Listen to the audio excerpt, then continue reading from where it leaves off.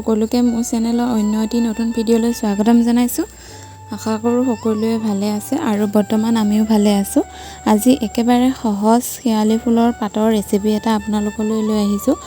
আশা কৰোঁ আপোনালোকে এই ভিডিঅ'টো চাই কিছু পৰিমাণে হ'লেও আপোনালোকৰ লাভ হ'ব, বনাই খাব পাৰিব আৰু।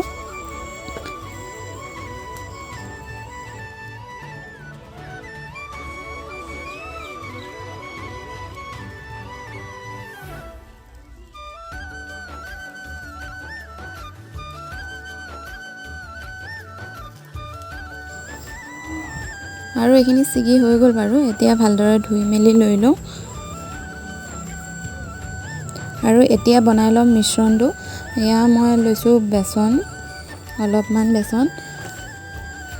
যিহেতু মই নিজে কেমেৰা ধৰি আছিলোঁ, ভিডিঅ'টো অকণমান লৰি থাকিল আৰু ইয়াতে দিলোঁ নিমখ, হালধি জোখ অনুসৰি। আপোনালোকে পাৰিলে বেকিং দিব, বেকিং পাউডাৰ অলপ, তেতিয়া ভাল আৰু এইখিনি মই ভালদৰে এতিয়া মিশ্ৰণটো বনাই ল'ম। বেছি গোটাও নহয় আৰু বেছি পনীয়াও নহয়, আৰু জোখতে ৰাখিব লাগিব।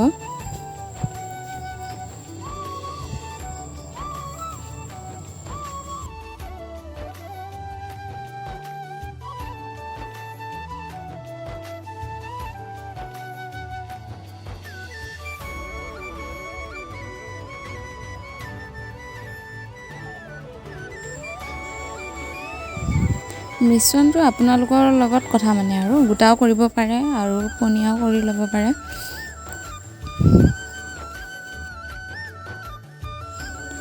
এতিয়া শেৱালি ফুলৰ পাতকেইটা মিশ্ৰণখিনি ডুবাই লৈ গৰম তেলত দি দিলেই হ'ল আৰু ৰঙচুৱা হোৱালৈ ভালদৰে ভাজি ল'ব লাগিব।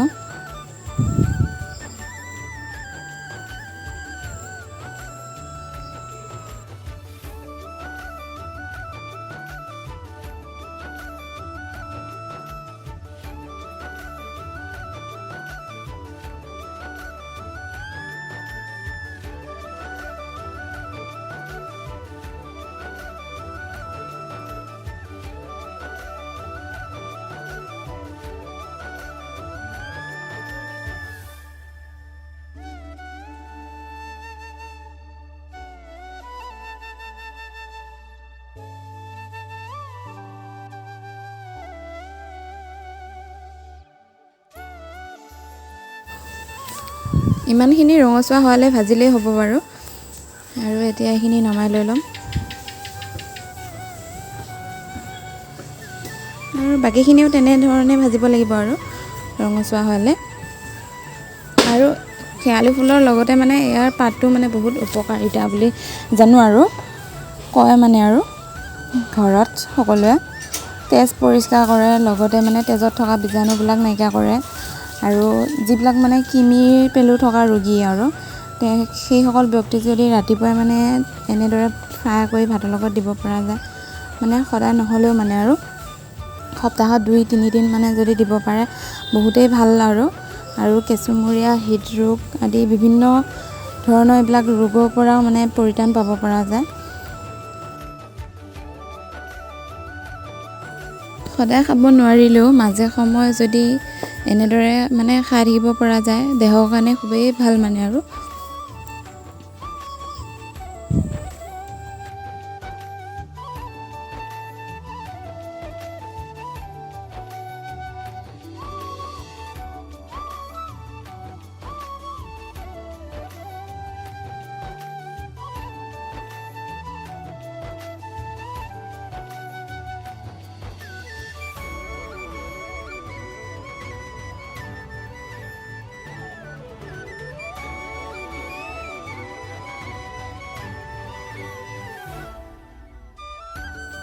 আৰু এইখিনি প্ৰায় মোৰ ভজা হৈ গৈছে।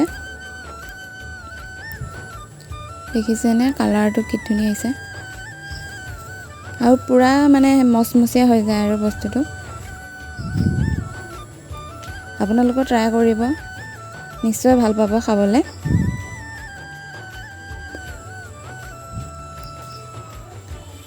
আৰু আজি থালিত আছে ভাত, লগতে মিক্স চব্জি আৰু এফালে মাটি দাইল আৰু এফালে শেৱালি ফুলৰ ভজা শেৱালি ফুলৰ নহয় দেই সৰি শেৱালি ফুলৰ পাতৰ মানে আৰু বেচন দি ভজা আশা কৰোঁ ভিডিঅ'টো চাই সকলোৱে ভাল পাব আৰু লগতে মোৰ চেনেলটো please like comment share and subscribe কৰিব নাপাহৰিব আৰু আজিলৈ বাই বাই